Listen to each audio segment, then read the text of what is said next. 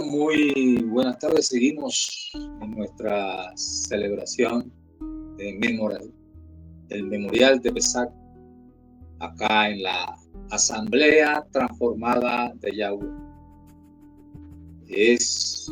Son las fiestas de Yahweh, no son las fiestas de los judíos, hay que hacer esa claridad. Son las fiestas o celebraciones, Moedim, tiempos señalados por el Eterno para su pueblo. Y como dice 1 Corintios 10, esas fiestas Yahweh le dijo a nuestros padres. 1 Corintios 10 dice que nuestros padres, nuestros patriarcas, son las 12 tribus de Israel.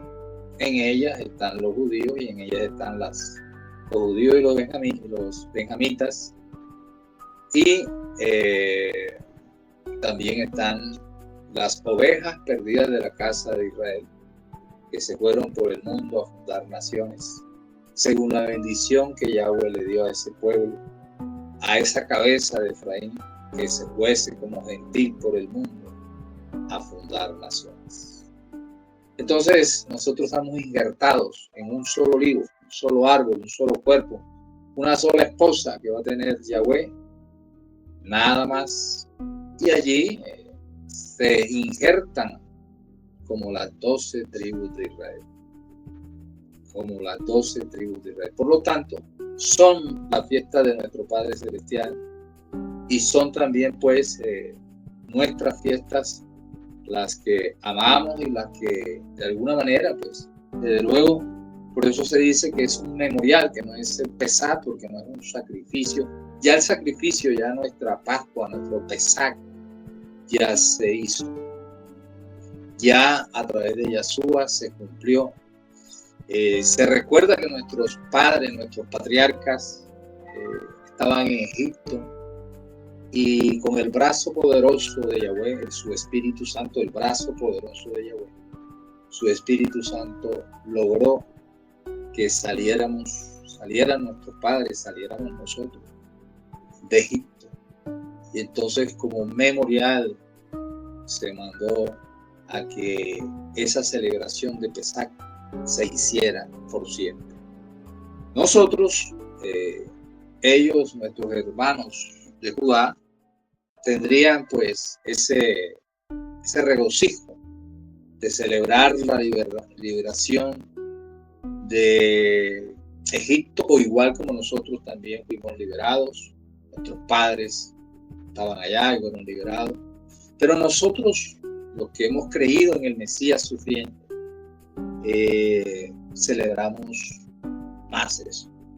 Hay algo más grande por celebrar, porque fue el momento sublime de nuestra redención. No hay un momento histórico que haya dado al hombre lo más grande, la vida eterna, a través del Mesías sufriente que se subió a un madero, ordenado así por su Padre. Se subió a ese madero para perdonar nuestros pecados y para darnos vida eterna.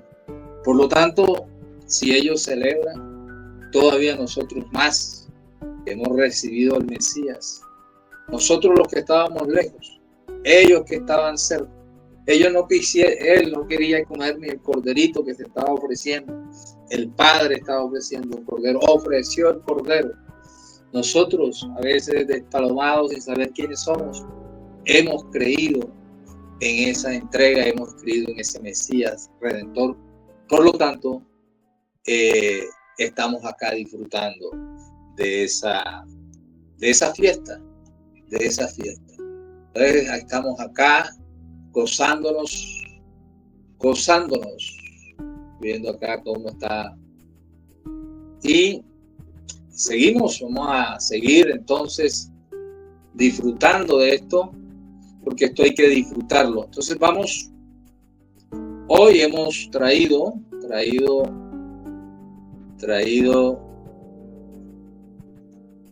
esta parte. ¿Quién de verdad mató al Mesías? ¿Quién de verdad mató al Redentor? ¿Quién de verdad mató a Yahshua? El Mesías anunciado. ¿Quién lo mató?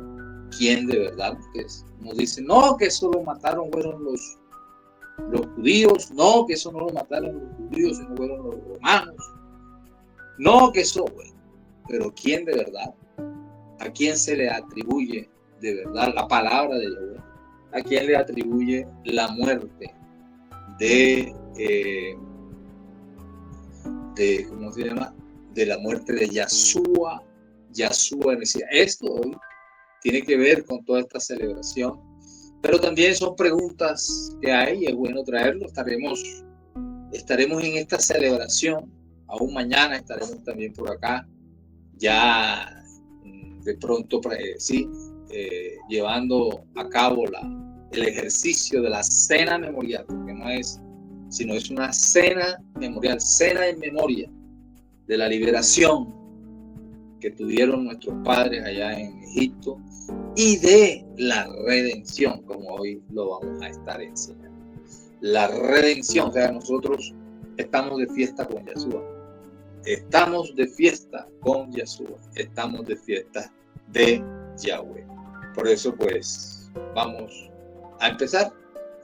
Y entonces, déjenme colocarme Vamos a ver eso acá en esta asamblea transformada. No nos andamos con rodeos ni trayendo acá inferencias de pensamiento humano, de un erudito, aquel, otro. No, acá traemos al Espíritu de Santidad a través de su palabra. Y que Él sea el que enseñe quién mató a Yahweh según la palabra.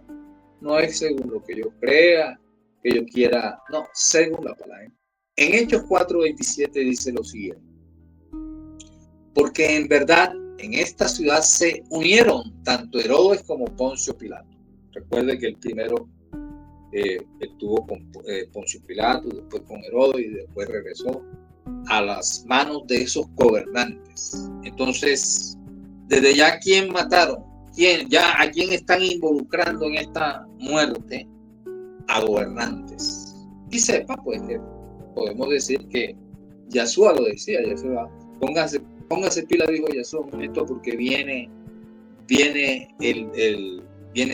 Satanás y yo no tengo nada que ver con él. O sea, el príncipe de este mundo, lógico, ellos estaban, los gobernantes, como usted creo, que ya a estas alturas de la vida, cuando todos los sistemas de gobierno se han venido abajo, ninguno de ellos da solución después de estos 6.000 años. Ninguno de los sistemas del hombre ha dado solución para el mundo. Entonces yo creo que usted ya se ha dado cuenta que es verdad que todos estos son títeres, todos los gobernantes son títeres de Satanás, son secuaces de Satanás, y por eso imponen en sus leyes, en sus mandatos, sus senados, sus congresos, imponen leyes contrarias a Yahweh. Entonces, porque en verdad en esta ciudad se unieron, en verdad en este mundo podemos decir están unidos todos los perversos de este mundo. Porque en verdad en esta ciudad se unieron tanto Herodes como Poncio Pilato, junto con los gentiles y los pueblos de Israel. O sea, mete a todos, mete a los gobernantes en ese momento, dice, los gobernantes, junto con los gentiles, para que haya una representación del Efraín gentil, aquellas ovejas perdidas. Él vino a buscar lo perdido. Yo he sido enviado a buscar las ovejas perdidas de la casa de Israel, aquellas 10 tribus encabezadas por Efraín. Se les dio carta de divorcio a esa esposa, se le dijo, no eres más pueblo mío, pero allí se le hizo una promesa. Entonces, Efraín, los gentiles y Efraín representan al mismo Efraín gentil. Entonces, y los pueblos de Israel están metiendo a Judá y están metiendo a Benjamín ahí en esas dos. No se cuenta la tribu de Leví por sacerdocio. Entonces dice, junto con los gentiles y los pueblos de Israel, contra tu santo siervo Yahshua, a quien tú ungiste. A todos en estos momentos también están unidos todos, tanto los creyentes gentiles que dicen nosotros somos gentiles, los creyentes gentiles, todos están unidos en contra de Yahshua. Y en aquellos tiempos estaban unidos, se unieron para matar a Yahshua. Entonces, ¿quiénes son? Gobernantes se unieron, gentiles y los mismos judíos, contra tu santo siervo Yahshua, a quien tú ungiste, ungido es Mesías, el Mesías, para hacer cuanto tu mano y tu propósito habían predestinado que sucediera. Vemos la sabiduría divina involucrada en ese plan, porque ahí lo dice. De todas maneras, aunque lo hizo Satanás, aunque lo hizo los gobernantes, aunque lo hizo los gentiles, aunque lo hicieron el pueblo de judío, de todas maneras Yahweh lo tenía que era para hacer cuanto tu mano y tu propósito había predestinado que sucediera.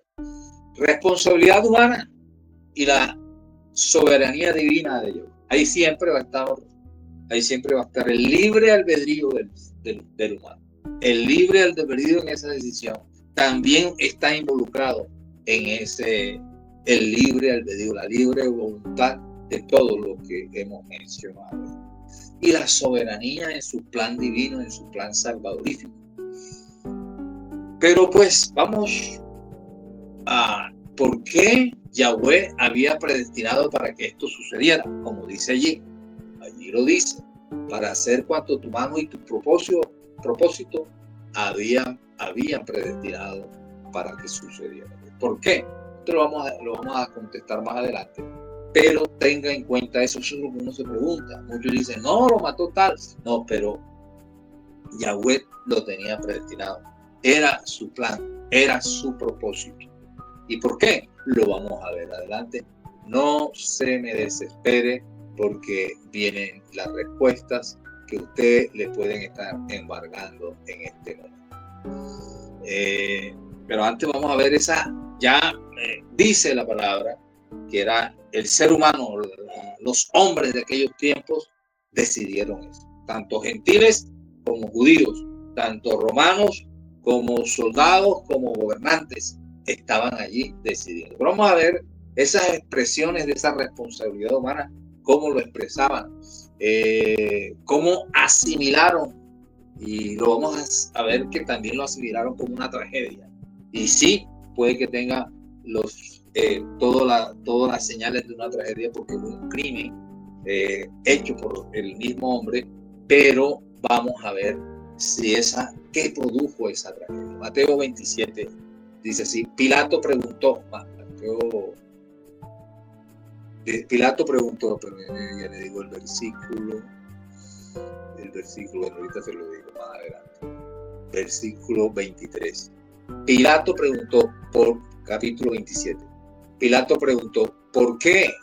¿Qué mal ha hecho? Está en el momento, ya lo detuvo él, lo mandó a donde Herodes, regresó donde él, y entonces él se lo presenta al pueblo para como querer poner la decisión en ellos y no en él directamente, pero igual también él, como dice allí en el entorno de su palabra, él tenía, porque él se lo dijo, él lo dijo a Yahshua, yo tengo el poder de hacer que tú no subas al madero. Y entonces Yahshua, sabiendo qué era lo que iba a hacer y quién lo había enviado, y él dijo, todo lo que tú hicieres ha sido permitido, ha sido direccionado por mi Padre. Así que no te la de que me vas a matar tú, porque no, es porque ya eso así está determinado, como los pasajes que hemos visto. Entonces Pilato preguntó a ellos, a los gentiles y a los judíos, ojo, a los efraimitas gentiles, estaban allí representados. Dice la palabra de Yahweh que había gentiles, que no eran solo judíos, había gentiles. Los soldados romanos también eran gentiles, pero allí en esa turba de gente había gentiles. Entonces le dice a ellos, ¿por qué? ¿Qué mal ha hecho? Pero ellos gritaban aún más, crucificarle, crucificarle, crucificarle. Viendo Pilato que no conseguía nada, sino que más bien se estaba formando un tumulto, un problemón grande. Tomó agua y se lavó las manos delante de la multitud diciendo: soy inocente de la sangre de este justo. Allá ustedes. Todo el pueblo contestó: caiga su sangre sobre nosotros y sobre nuestros hijos. Mire que ellos hacen un acto sin saber. Ellos lo miran como dicen: que seamos responsables, si es que somos algo, esa sangre sea sobre nosotros. Y esa sangre tenía que ser vertida, tenía que ser derramada para que cayera para salvación de nosotros. Y ellos, sin embargo, mire que aún es una palabra, era un sentimiento de ellos que a la hora de la verdad era profético. Necesitaba esa sangre ser derramada para que al caerla a ellos recibir en fe, si tienen fe, si no, no, entonces hubiesen sido que salvos.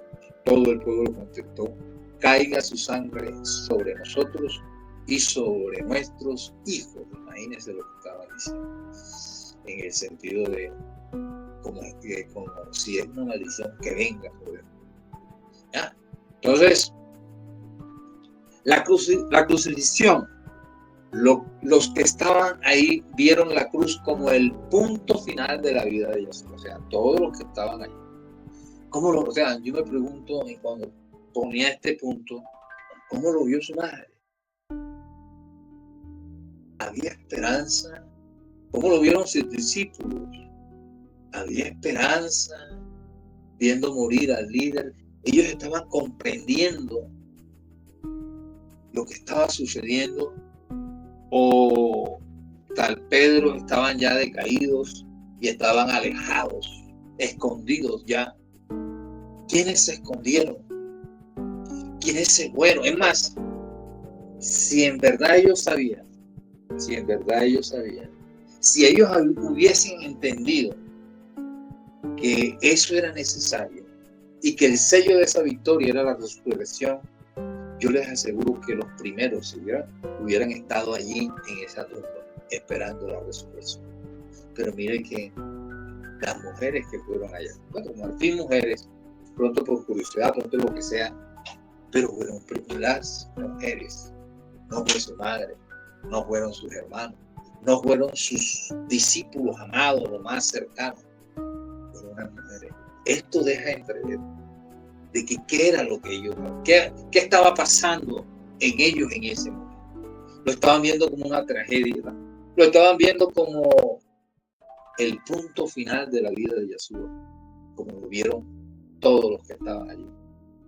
Entonces, muchos dijeron: va, todo dice el gentío que estaba allí, judíos y gentiles, dicen: va, tú que derribas el templo de Elohim y en 3 días lo reedificas, porque eso lo dijo él. Va, tú que derribas el templo de Elohim y en 3 días lo reedificas, sálvate a ti mismo, baja de la cruz, desciende de esa cruz. Uno lo puede ver en Marcos 15, 29, 30. El que estaba al lado, bueno, usted puede hacer un estudio, no solamente ellos dijeron eso, gobernantes, soldados, no todos los que estaban ahí se burlaban. Tú que eres el rey, bájate y defiéndete, bájate y defiéndete, que eras poderoso, que eres esto. Entonces, uno de los malhechores que estaba con él allí, dijo lo siguiente: si tú eres el Mesías, sálvate a ti mismo y de paso sálvanos a nosotros, vamos a nosotros. ¿En son de qué? De burla. En son de burla. Entonces, ese era el común denominador. Allí pocos veían el inicio de un reinado, el inicio del reinado de Jesús, la esperanza, ¿no? Todos estaban en esa tónica de burla. Y también tenemos que ver cómo todo eso lo recibió Yeshua, porque se dirigían a él en vida. Él estaba allí ya estaba lacerado, estaba golpeado, le habían horadado sus pies, sus manos, y allí estaba recibiendo todas esas cosas. Pero él no se bajó, él continuó. Entonces, mire lo que dice, pero hubo uno que no vio, pero hubo uno que vio el inicio de un reino nuevo. Vio el inicio de un reino nuevo. Vamos a mirar acá porque no veo la palabra. Acá está en rojo y esta palabra se me dificulta con esta rama. Por eso me dedico para leerle textualmente esa parte. Pero hubo uno que vio el inicio de un reino nuevo, situado más allá de la inminente muerte de Yahshua. Todos veían la inminente muerte de Yahshua como el final de todo. Aquí se acabó todo. Pero hubo uno que vio el inicio de un reino nuevo, situado más allá de la inminente muerte de Yahshua, y que él podía ser súbdito. Dice, él vio un reino, él dijo, y yo puedo ser el súbdito de este rey. Visionó la resurrección futura, la de Yahshua y la de nosotros, la visión y las gloriosas posibilidades. Pay atención, las gloriosas posibilidades que eso implica. O sea, usted pasa por situaciones, pasa por momentos difíciles, no tiene de pronto reconocimiento, el mundo lo ha olvidado, pero usted sabe lo que le viene cuando, si usted es del reino, si usted aceptó a Yeshua como su Salvador, como su Mesías, como el Hijo de Elohim que se subió a ese madero, si usted lo aceptó, usted tiene que tener. Vea, ese señor no hizo ni cursos de formación, ni teología, ni nada. Pero ese señor tuvo una cosa, ese señor que está hablando, de ese señor que se está hablando allí, se arrepintió y creyó. Dice, y las gloriosas posibilidades que eso implicaba, por un lado, vio la bajeza de la humanidad. La bajeza estaba allí, burlándose, se burlan. Y muchos creyentes dicen que creen. Pero este momento, vea, este momento que es un momento sublime para tenerlo por memoria. ¿Tú sabes dónde están ahora? En las piscinas, en los ríos. Y son creyentes. Y se fueron a disfrutar de qué? A disfrutar del mundo. A enredarse con el mundo cuando deberían estar ¿qué? En sus iglesias o en sus casas compartiendo esto. Pero no. Entonces, porque han olvidado lo que Yahweh les ha dado a través de su Hijo en ese madero. Las gloriosas posibilidades que eso implica. Por un lado, vio la bajeza de la humanidad en su mente, en su incredulidad, y por el otro lado, vio la nobleza del Hijo. O sea, él estaba allí estaba Yahshua como ofrenda de amor del Padre Celestial. Y la pregunta es, ¿de qué lado ves tú? O sea, lo que él vio, lo estás viendo tú. Los creyentes, bueno, que en estos días, en vez de estar en búsqueda de reflexionando y diciendo gloria a Yahweh, porque sacó a nuestros padres de Egipto, y gloria a Yahweh, porque a través de ese evento que sucedió en uno de estos días, fue el momento sublime. La pregunta es, ¿de qué lado ves tú? Y entonces, ¿qué dijo este hombre? Acuérdate de mí cuando vengas en tu reino. Lucas 23:41. Acuérdate. Él sabía de qué estaba hablando. Muchos de los que habían oído, muchos de los que lo habían seguido 3 años, ya estaban lejos. Y ese que estaba allí, ese que muy poco supo, pero tuvo tiempo de arrepentirse y tuvo tiempo de ver, tener visión de que del lado de él estaba el Rey de Reyes. El Rey que iba a reinar y que iba a él entonces a estar ubicado en ese reino. Y por eso Yahshua le dijo, de cierto, hoy te digo, hoy, o sea, en ese momento, hoy te digo que estarás conmigo en el paraíso. ¿Estarás cuándo? Estarás cuando yo venga por segunda vez a recoger a los míos, entonces tú estarás ¿qué? Conmigo. Eso era lo que él estaba diciendo. Entonces, en medio de esa tragedia, alguien estaba viviendo con otros ojos. No era, para él, no era una tragedia y que allí se acababa todo. No, él estaba viendo que iba a empezar un reino.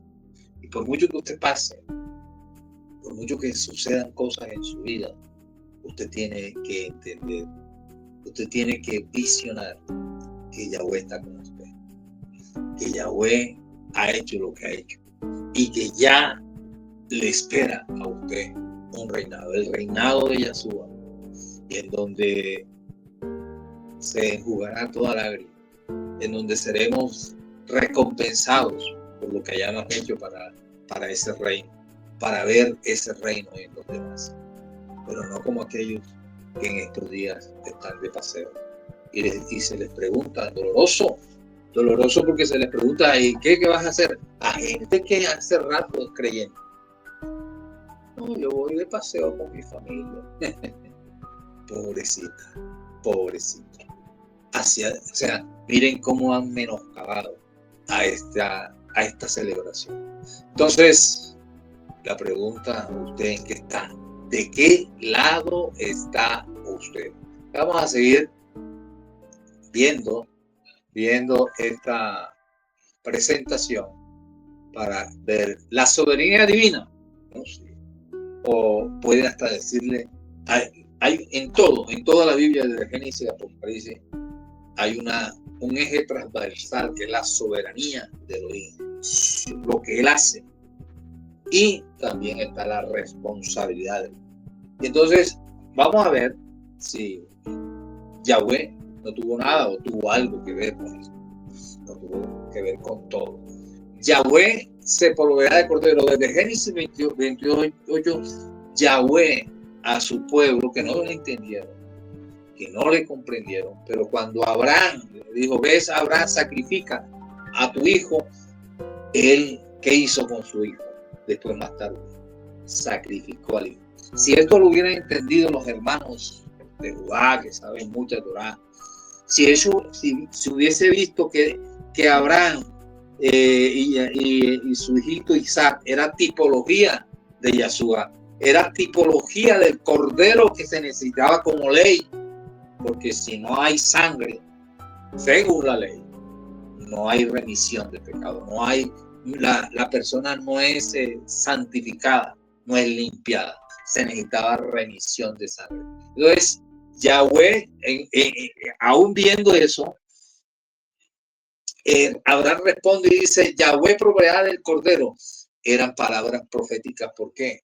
Porque después lo vemos en Juan 1, 24, 29, cuando este judío llamado Juan, ya convertido, entiende las cosas y lo señala y dice, he aquí el cordero de Elohim que quita el pecado del mundo. Para empezar, cuando él los mandó a salir de Egipto, le dijo, maten un cordero y pongan que en los dinteles de la puerta, para que cuando vengan los ángeles o el ángel de la muerte hacia los primogénitos, no toque esa casa. Y ese fue el inicio de la liberación, el inicio de la liberación de nuestros padres, de nuestros patriarcas, allá en Egipto. Pero también era ese cordero que cuando Yahweh lo tenía planeado, dijo, basta ya no hay. Es ineficaz que ustedes presenten, el sacerdote tiene que presentar un cordero por sus pecados. El Señor va a presentar un cordero por sus pecados, pero ya está pensando en comprar otro cordero porque él sabe que va a seguir pecando. Entonces no perfeccionaba. Allí era cuando dicen hebreos que la ley, pero la ley sacrificial de poner un animal con sangre y ese sacrificio quedaba ineficaz porque no transformaba. En cambio, este cordero que he aquí el cordero de Elohim, ¿quién? Yahshua, el Mesías sufriente, que nuestros hermanos de Judá no aceptaron. No han aceptado lo que están ahora. He aquí el cordero de Elohim que quita el pecado del mundo. Quita, arranca, paga por nuestras culpas en ese maduro. Y pues si leyéramos, no podemos ponernos a leer ahora el Salmo 22, pero muchas de las cosas que estaban ahí eran profecía sobre lo que iba a suceder. y era más bien ese aliento del Espíritu Santo del Padre a través de David, diciendo, y me ha puesto en el polvo de la muerte. ¿Quién lo puso? Lo puso su padre. Su padre permitió, su padre lo planeó, ahorita lo leímos, un plan predeterminado de ponerlo que a él en la muerte. Él era lo que era, se hizo hombre, se encarnó, ese ser hijo de Elohim, ya preexistente con él, lo puso, se despojó de toda deidad, porque un Dios no puede morir. Un Dios no puede morir. Un hombre sí podía morir, pero un Dios no podía. Pero tiene que ser despojado. Ya entendamos las cosas. Y entonces dice, he aquí el cordero que quita el pecado del mundo. Y me ha puesto en el polvo de la muerte. En el Salmo 22.1, ahí mismo en el Salmo 22, Elohim, Elohim, Elohim mío, ¿por qué me has desamparado? Fue lo que repitió Yahshua. Usted lo puede ver ya eh, en términos de lengua no hebrea, sino la otra. Bueno, en términos, dijo, lama sabatine, Eli, lama sabatine. ¿Por qué me has qué? ¿Por qué me has abandonado? Es lo mismo. O sea, hubo un abandono de parte de Yahweh. ¿Por qué? Porque Yahweh tiene un imposible. Yahweh no puede comulgar con el pecado. Y entonces él tenía que darle la espalda a su hijo porque todos los pecados de la humanidad entera estaban pasando sobre la faz de su hijo. Entonces, lo que vemos en estos pasajes es lo que sucedió. Y en Isaías 53, ya ustedes pueden leer, ampliar estos términos, estas enseñanzas en Salmo 22 y Salmo 53. No lo tenemos todo porque, pues,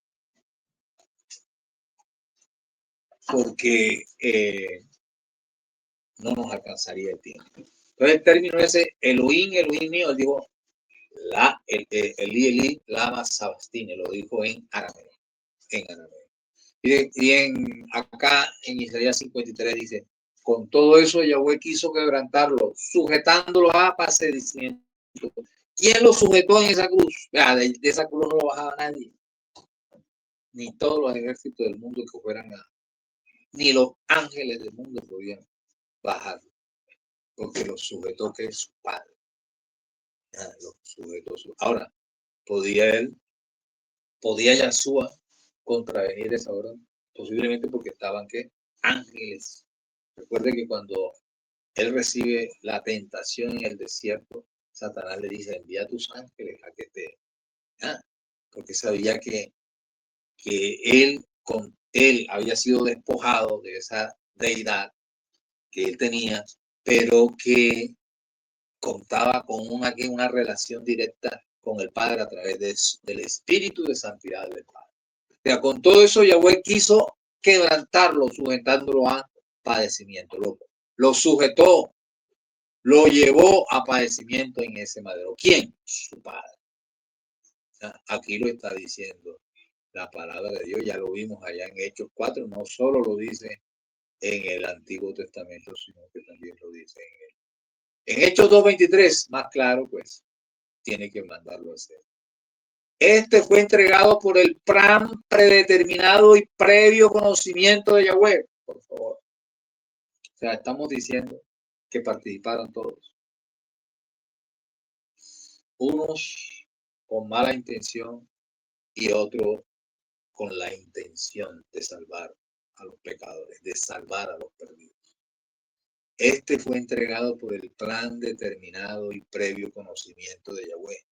Y ustedes en ese caso, los judíos, los gentiles efraimitas, las 12 tribus allí representadas, porque así lo dijo Hechos, dice que así fue, Hechos 4 lo dice, ahorita lo estaba diciendo, dice, y ustedes lo clavaron, o sea, sí, no, que fueron los romanos, sí, por favor, pero ¿quién gritaba, crucifíquenle?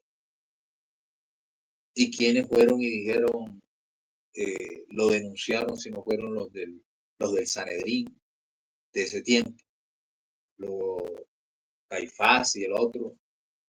Bueno, sacerdote. Dice, la crucifixión representaba redención. Ya, pero terminemos. Y el previo conocimiento de Yahweh, y ustedes lo clavaron en una cruz por manos de impíos y lo mataron. Manos impías, las manos impías de los romanos. Pero ustedes fueron los que determinaron también. Ustedes fueron los que hicieron, ustedes fueron los que en su libre albedrío se echaron ese problema encima. ¿Ya? Pero ya sabemos que la voluntad de Yahweh era esa. Ese era el plan salvadorífico. ¿Por qué? ¿Por qué tenía que morir? Entonces teníamos que ser redimidos.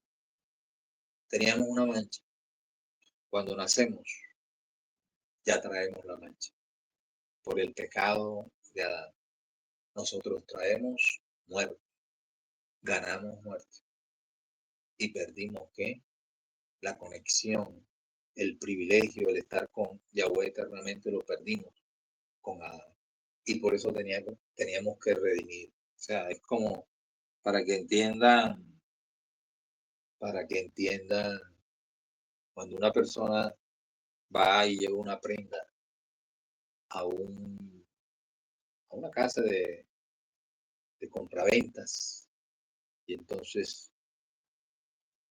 va allí y le damos un dinero, él tiene que pagar el dinero y los intereses, eso se llama redime. ¿Ya? Y lo que hizo, nosotros necesitábamos ser redimidos por el pecado de Adán y después también pues por nuestros propios pecados para que nos diesen vida eterna. Entonces vamos a ver eso en su palabra. Dice, ¿qué significa ser redimido? En otras palabras, para no ampliarnos en todo, podemos decir, significa que el Padre Eterno de Yahweh no pueda acoger de nuevo, oiga lo que le estoy diciendo, pay atención, de nuevo en su corazón a sus hijos equivocados y errantes, a menos que el unigénito Hijo de Elohim sea matado, sea crucificado. Fuimos sumergidos en su sangre. Esa sangre nos dio libertad, nos dio redención. Y entonces haremos un momentico porque hemos dicho, eran sus hijos, era el pueblo de siempre, su heredad. Él dijo, yo vine a buscar a las ovejas perdidas de la casa de Israel. Él vino a morir por Efraín también. Él vino a morir por Judá, pero vino a morir por los gentiles porque Efraín es gentil con el mundo, pero a ese Efraín había sido su esposa, a quien le dio carta de divorcio. A los judíos no le dio carta de divorcio. Eso lo afirma en la misma palabra de Dios. A los judíos no le ha dicho que no sean pueblo de él. Ya ellos mismos se desgajaron. Lógico. Ya no son pueblos. Porque el único pueblo de Elohim es aquel que acepta que un Mesías sufriente se subió a un madero. Y somos injertados en las 12 tribus. Somos injertados en el olivo. Somos injertados en Israel. Por eso estas fiestas son nuestras. Y entonces, por eso dice, sus hijos se fueron. Unos estuviesen cerca y de pronto tenían noción de Yahweh, aún de sus fiestas y todo por ahí, pero igualmente también se perdieron. Y los otros perdieron su identidad y ellos fueron los que poblaron el mundo y ellos son la plenitud de los gentiles. Efraín es la plenitud de los gentiles. Y regresan a Yahweh a través de Yahshua, a menos que el unigénito Hijo de Elohim sea matado, sea crucificado. Por eso, eso es lo que significa ser redimido. La única manera de ser redimido es la fe en esa redención, la fe en ese Mesías sufriente, la fe en ese que se subió a ese madero. Eso es lo que me redime. A mí no me redime más nada. A mí me redime lo que Yahshua HaMashiach hizo en el madero y me injertó en el olivo y me injertó en las 12 tribus. Ojo, no estoy hablando de judíos, Estoy hablando de las ovejas perdidas de la casa de Israel. Pero ellos también hacen parte, una pequeña parte. Porque la gran parte la hace ¿quién? La cabeza de Efraín, que se le dijo, fundará naciones. Ya llevamos 200 naciones. Por ahí estamos ya en 200 naciones. Entonces, las naciones tienen gentiles efraínitas que están regresando en la fe. De pronto no saben, de pronto no tienen la identidad, pero fuimos sumergidos en esa sangre. La sangre del Cordero, la sangre que quita el pecado, la sangre que da vida eterna, la vida que se derramó en un día como hoy, en un pesar, en la vida que se derramó, la vida que se entregó. Es el momento más sublime. Pueden hacer muchas cosas el hombre, pero el momento más sublime ya lo hizo Yeshua. Un hombre se subió a madera para morir por nuestros pecados y darnos salvación. Romanos 3:25, ¿sí o no? Romanos 3:25 dice, a quien Yahweh exhibió, ¿quién? Lo está diciendo, no fue otro. ¿Quién lo exhibió? ¿Quién lo montó en la cruz? ¿Quién le dijo, se sube en la cruz? Dijo. Entonces, está la soberanía, responsabilidad del Padre, como también una responsabilidad por su pecado y por su decisión de matarlo, también de los hombres, por su el libre albedrío que Yahweh les dio.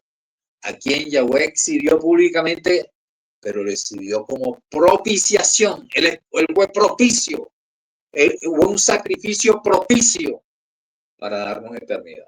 Propiciación, propicio. Exhibió públicamente como propiciación por su sangre. Ojo, vean que le hablábamos, ellos decían, échanos esa sangre encima. Y es que esa sangre era necesaria, porque dice la palabra, en la ley no se santifica nada, no se limpia nada. No hay remisión de pecados si no hay sangre. Por eso él necesitaba. Por eso, pero no cualquiera. Dice, no, que, oye, ven acá, ¿y por qué no me das el privilegio de subirme al medio? No, tu sangre es corrupta. Tú estás corrupto desde Adán y corrupto más por tus propios pecados. Tú no eres. Se necesitaba alguien puro, alguien santo, una sangre santa, una sangre pura. Y esa solamente la podía suministrar Yahweh a través de su Hijo, hecho hombre. O sea, a quien Yahweh exhibió públicamente como propiciación por su sangre a través de la fe. Entonces nos da la fe, pero ¿qué? La fe hay que ejercitarla, no es que, no, yo tengo que tener fe. Si usted no tiene fe, usted dice, no, yo no creo en eso, y no cree. Usted es un escogido, usted es un elegido, puede ser, muchos elegidos y muchos escogidos, pero la persona tiene que tener esa fe que está allí, que Yahweh le está dando, pero que tiene que decidir por su sangre a través de la fe como demostración, vea, como demostración de su justicia, porque su tolerancia, porque en su tolerancia Yahweh pasó por alto los pecados cometidos anteriormente, a través de su sangre, a través de qué, de la fe que ejercita el hombre, para demostrar que en este tiempo su justicia, a fin de que él sea el justo y sea él que justificó al que tiene fe, ojo, al que tiene fe. Entonces ahí traemos al hermano de Yeshua, Santiago, Santiago, muéstrame tu fe, muéstrame tu ejercicio de vida, muéstrame tu práctica de vida, muéstrame tu estilo de vida y te diré si esta fe es verdadera. Al que tiene fe en Yeshua, porque él vino a quitar el pecado. Él vino a arrancar el pecado, él vino a arrancar el ejercicio de pecado del hombre, la práctica de pecado del hombre, el estilo de vida del hombre también lo vino a quitar. Entonces, eso es lo que nos enseña su palabra en Romanos. Hebreos 9, ¿qué nos enseña? Vamos a mirarlo. Hebreos 9, yo no le traigo inferencia humana, pensamiento humano, yo le traigo la palabra. Aquí le traemos la palabra. Pero cuando Yeshua apareció como sumo sacerdote, recuerden que Caifás era el sumo sacerdote del templo, Caifás, pero él rasgó su vestidura. Y en la ley dice que el que rasga su vestidura es como si dijera, no voy más en el sacerdote. O sea, que de pronto para el Sanedrín y para el templo y para seguía siendo Caifás el sumo sacerdote, pero para Yahweh, él mismo, en su libre albedrío, rompió sus vestiduras cuando estaba airado y furibundo porque Yahshua decía esto y aquello. Entonces él mismo. Entonces, este sumo sacerdocio no es el sumo sacerdocio de Aarón, ni de Leví, es el sumo sacerdote según la orden de Melquisedec, eficaz y eficiente para arrancar el pecado, para quitar el pecado y para la vida eterna. Entonces, pero cuando Yahshua apareció como sumo sacerdote, vea, él es el cordero, él lleva el cordero, él es el cordero que llevan en las manos, pero en las manos también iba ¿quién? Yahshua HaMashiach. Cordero era sacerdote y era que cordero. Pero cuando Yahshua apareció como sumo sacerdote de los bienes futuros a través de un mayor y más perfecto tabernáculo, más perfecto porque el que en donde iban ellos, el que van a ir si lo construyen, es un tabernáculo, es un templo hecho de manos de hombre. Pero el que él cruzó, el que él rompió, es el tabernáculo celestial. Claro que sucedió eso, que se abrió en el tabernáculo terrenal, se abrió como muestra de lo que estaba sucediendo arriba. Dice, a través de una mayor y más perfecto tabernáculo, no hecho de manos, es decir, no de esta creación, entró al lugar santísimo, Yahshua.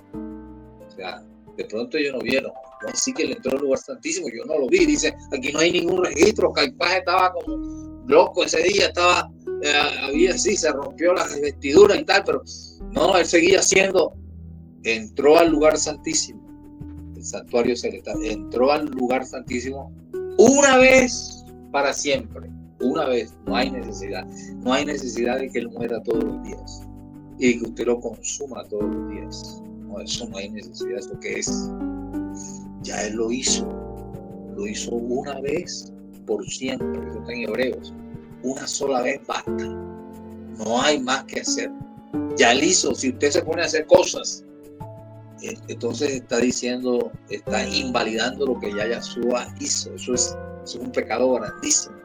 Dice, entró al lugar santísimo una vez para siempre, no por medio de la sangre de machos cabríos y de becerros, sino por medio de su propia sangre, la sangre bendita del Cordero Yahshua, obteniendo redención eterna. Por eso, ¿qué pasó? ¿Qué sucedió en ese pesar hace 2000 años? En un pesar, Yahshua murió como Cordero y nos dio redención eterna. Hermano Yahudita, la redención eterna la tuviste allí, la tienes allí, lista.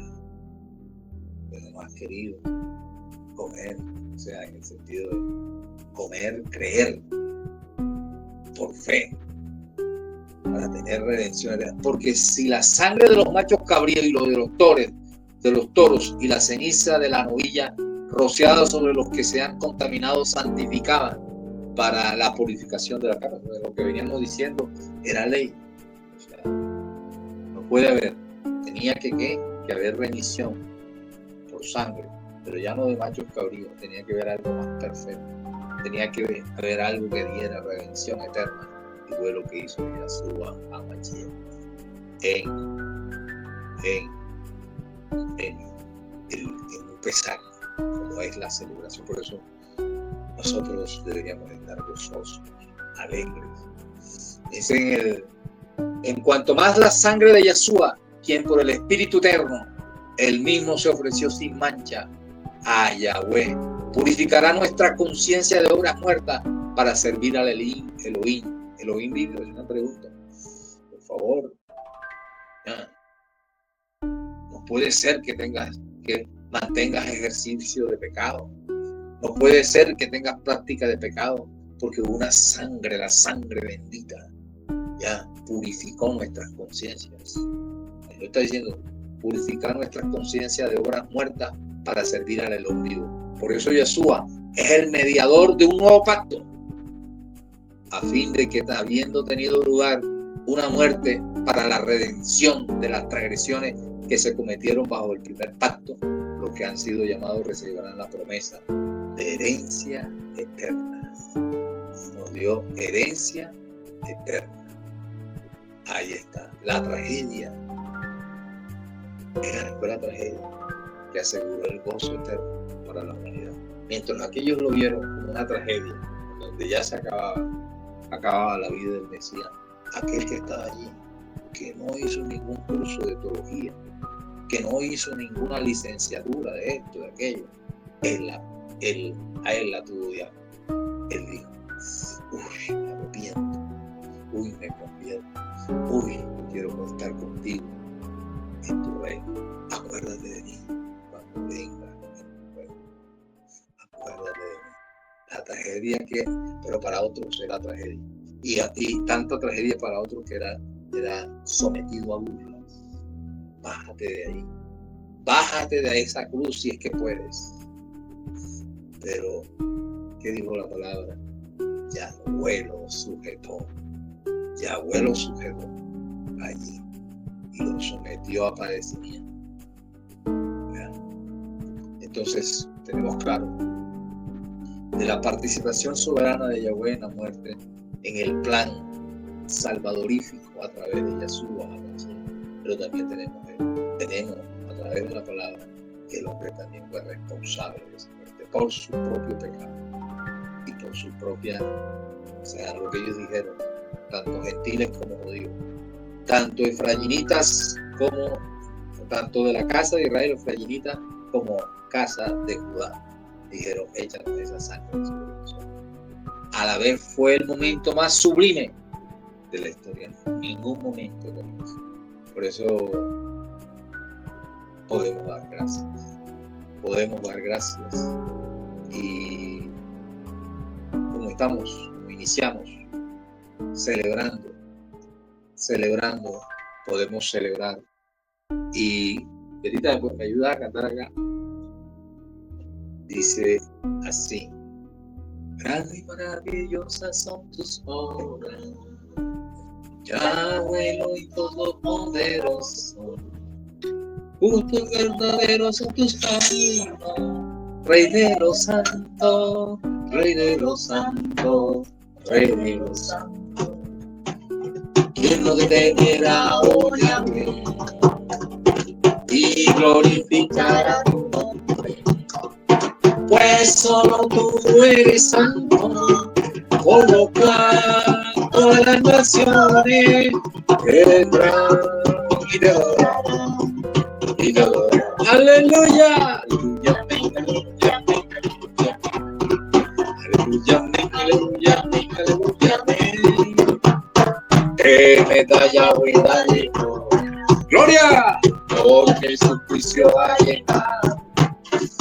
Y ahora de aquel que hizo el cielo y la tierra, el mar y la frente de las aguas. Aleluya, aleluya, aleluya,